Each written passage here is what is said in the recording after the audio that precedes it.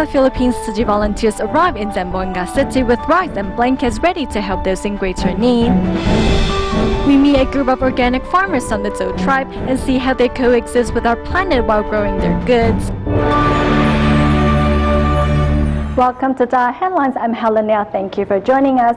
The political uprising in Zamboanga City of the Philippines recently came to an end. However, torrential rains and floods which followed forced more than 10,000 residents to flee their homes. To help with the assistance of the Navy, Tzu volunteers arrived at Zamboanga with rice, blankets, and necessities ready to help those in greater need. 6:30 in the morning, Manila Tzu volunteers set out to the Social Welfare Department's warehouse to move relief items for their counterparts in Zamboanga. Although residents' lives are slowly returning to normal in light of the recent political unrest, they are also in desperate need of outside assistance. Hence, 4,000 bags of rice, 3,000 blankets, along with daily necessities, set sail on a Navy ship from Manila to Zamboanga. Due to the riots, what the displaced residents need most is food and shelter, and this aid will be able to help them. Due to poor weather, the ship only reached the port of Zamboanga after 7 days. Offloading all the supplies was another challenge for the Tzu volunteers, given the lack of manpower. Thankfully, with the help of the National Police, all the relief items were offloaded within a day. The soldiers. Around 52 of them, this came from the Philippine National Police that we helped feed during the crisis. We sent some food for them. Now when we asked for their help because we could not possibly offload 4,000 bags. So we asked for their help and they sent 52 because they're just happy to return the favor. The road to recovery hasn't been easy for Zamboanga's residents. The monsoon rains earlier this month resulted in one of the most severe floods the city has ever experienced, with more than 10,000 people evacuated to temporary shelters. So our team is right now going to an area where it's still a little flooded to assist the damage. If we need to give them blankets or rice or do a medical relief mission. In addition to the aid supplies from Manila, various kind-hearted people also sent toys to soothe and comfort children's rattled hearts. Although the road to recovery is long, working together, the journey will be one filled with joy and laughter. Since 2009, Indonesia team members have held large-scale free clinics at the local hospital for 5 consecutive years, with this year's free clinic held on October 11th and 12th. Besides medical staff from Indonesia, doctors from Singapore and Taiwan also joined the event, helping some 370 patients. Here in Indonesia's Batam, Jeremias De Wol has had to live with a tumor on his face for the past 8 years. Though his life is not threatened by the illness, it has caused him much inconvenience. If I successfully get rid of my tumor, I will be really happy. Without it, I can wear a safety helmet and it won't get stuck here. Upon learning of Tzu's free clinic a few months ago, Jeremias has looked forward to the event. Tzu volunteers organized his transportation and accommodation to Batam, only to find out later that he was missing a signature on his surgery consent form. He only brought his daughter alone. If he was unable to receive surgery, he would have been really disappointed. I would be too, because after all, I'd help him get here. I had to help, so I found his family to sign the papers for him. I'm really happy. Thank you so much. A free clinic like this is great help to us. It would be impossible for me to save up and pay for the surgery on my own. Another story of turning the impossible to possible is 15-year-old Arsad, who was born with a severe cleft lip.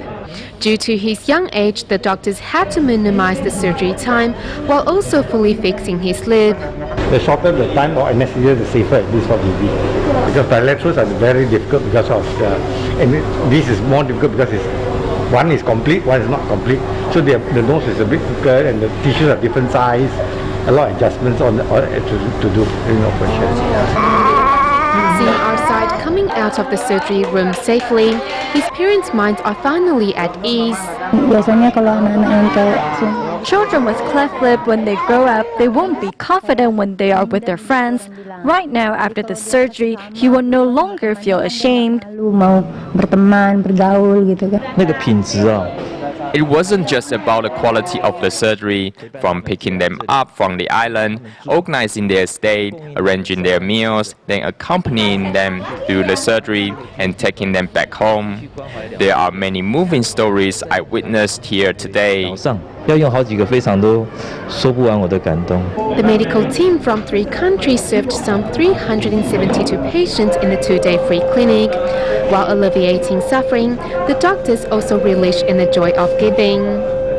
At this year's free clinic held in Indonesia's Batam Island, among the 140 medical staff from Indonesia, Singapore and Taiwan are 9 doctors from the Taipei Tzu Chi Hospital who have volunteered their time and paid for their own travel fees to help those in need. Upon arriving at Indonesia's Batam, the medical team from Taipei Tzu Chi Hospital heads straight to the free clinic site. Doctors hope to reach out to as many patients as they can in the shortest time possible. No, I'm not tired at all. I feel all right. I come here with a heart of gratitude because I heard that there are over 100 cataract patients. After arriving here, I found many patients suffering from severe cataracts. Seeing the number of patients arriving for treatment, doctors and nurses immediately get to work. Though coming from different countries, these medical staff share the same goal of saving lives. The most important aspect of carrying out surgeries is to ensure the environment is sterile. Though the surroundings are simply equipped, we need to ensure it is all sterile and bacteria-free to avoid any complications afterward.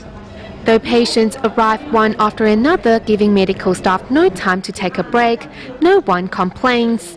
Among the patients, Nuradi has been troubled by hernia for years and was grateful to have the opportunity to receive medical treatment. If it wasn't for Tzu Chi, I wouldn't be able to receive this surgery. I want to thank the Tzu Chi Foundation for sending their doctors from abroad to help us. If hernia patients don't receive surgery, their lungs might get stuck and put their lives in danger. So a surgery is necessary. I'm happy to help these patients. It feels very different coming to this place. We are providing free medical services, but the level of gratitude shown by these patients has really left a deep impression. Despite the heavy workload at the clinic, through reaching out to those most in need of help, these medical staff have gained the joy of giving and reignited their original passion for the medical field. On October 10th, the Tzu Chi Indonesia chapter celebrated the opening of its Palembang liaison office in South Sumatra. Palembang is also the hometown of Tzu Chi Indonesia chapter Deputy Director. Thus, to see Tzu Chi's mission take root in Palembang for Go is a great honor. Indonesia Tzu Chi volunteers are celebrating the opening of the Palembang Tzu Chi Liaison Office. Palembang is the capital city of South Sumatra, which is situated some 600 kilometers away from Jakarta. Tzu Chi Indonesia Chapter Deputy Director Guo Zaiyuan was born here. Thus, seeing Tzu Chi prosper is a huge achievement. This is a new beginning. I hope in the days ahead we can inspire more compassionate people of Palembang to join our efforts. Born into an impoverished family, Guo left Palembang to work in Jakarta at the age of 14. What Guo is most happy about is being able to promote Tzu Chi's missions locally as a volunteer.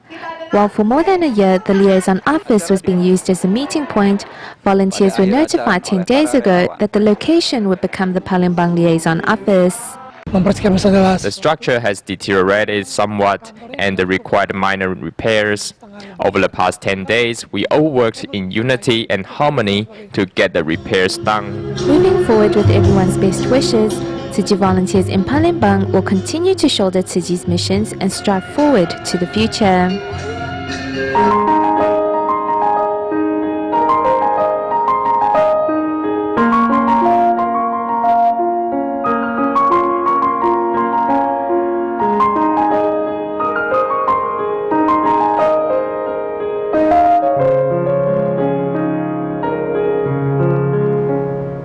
In Taiwan, according to data collected by an environmental group, 50% of the 102 vegetable and fruit samples collected from 12 traditional markets have pesticide residues. Had to make sure our food is safe and healthy. In our next report, we go to Mount Ali to meet a group of organic farmers from the Zhou tribe and see how they grow their goods without harming Mother Nature. Ami mana to asa zo e sosyong ana ko da leon chi xin cha oyona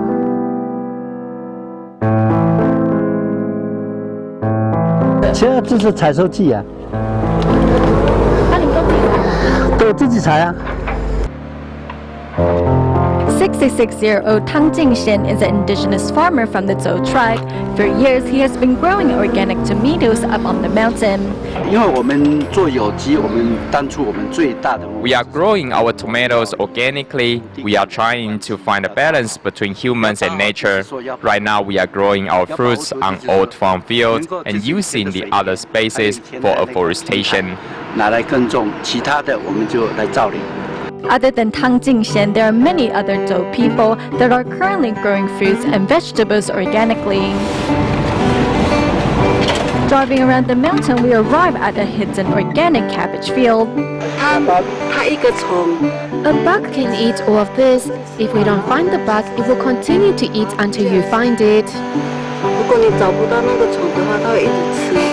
This organic field does not use pesticides or chemical fertilizers. Instead, there are chickens. 为什么养鸡呀？它很多虫啊，想说请他来帮忙吃一点虫。 We're growing our fruits and vegetables all by ourselves, so we know what is in them. We feel safer too. Currently, there are many indigenous people that are using the small landowners and big land renters program to grow organic food. This is something that you can't lie about. When you dig up the soil, you can tell if it has chemical fertilizers in it or not, because all the chemicals have unique smells.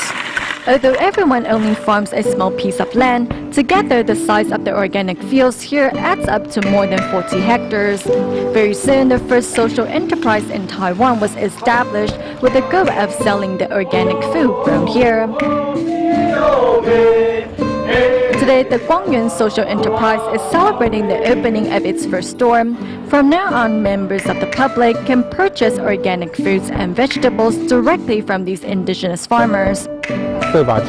We hope to educate them on how to sell their products. We hope the farmers can focus on growing high-quality organic vegetables. This is Guangyuan Social Enterprise founder Wang Pengchao, who focuses on passing on positive messages and helping indigenous farmers make a living while still coexisting with our Mother Earth. While working on growing organic vegetables, we also need to work on environmental protection. We hope to accomplish our economic, social, and environmental goals. Now, with the help of social enterprises like this, these farmers not only enjoy a stable income, but also help safeguard the health of consumers. If we use a lot of chemical fertilizers in our fields, in the end, all of the water inside the reservoir will be contaminated. Although growing organic product is not an easy job, these indigenous farmers living on Mount Ali are determined to strive on. They even have a bigger goal, and that is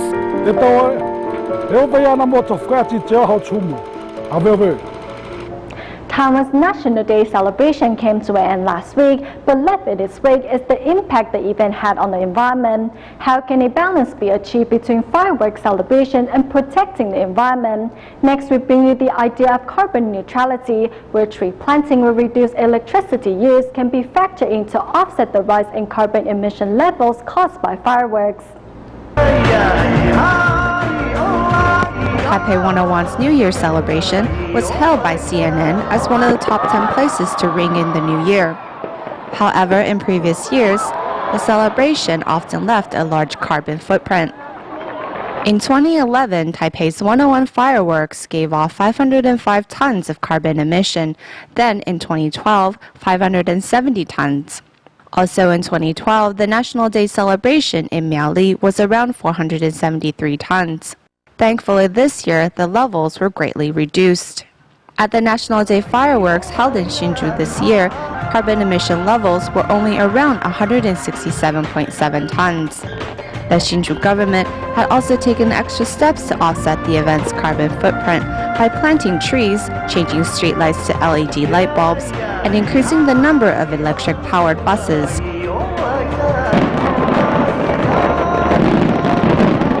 By choosing to set off green fireworks last year, Taipei 101's New Year celebration was able to reduce their carbon emission by 1/3 compared to previous years. Last year, we chose to use environmentally friendly fireworks such as those with reduced smoke or luminescence. So we tried our best to be green while still maintaining our standards. 3, 2, 1. In 2009, Sydney's New Year's celebration used green fireworks, which replaced chlorades with nitrogen. In this way, the fireworks burn cleaner and with less smoke. We can choose to buy carbon-reduced fireworks and use lighting effects and visuals to achieve the same overall effect. However, nationally, there are few factories manufacturing green fireworks. So in order to offset carbon emissions caused by pyrotechnic shows, currently other steps have to be taken. After last year's New Year's fireworks show, to achieve carbon neutrality, the Taipei 101 building shut off its exterior decorative lights for 6 consecutive days, which saved 7,600 watts of power.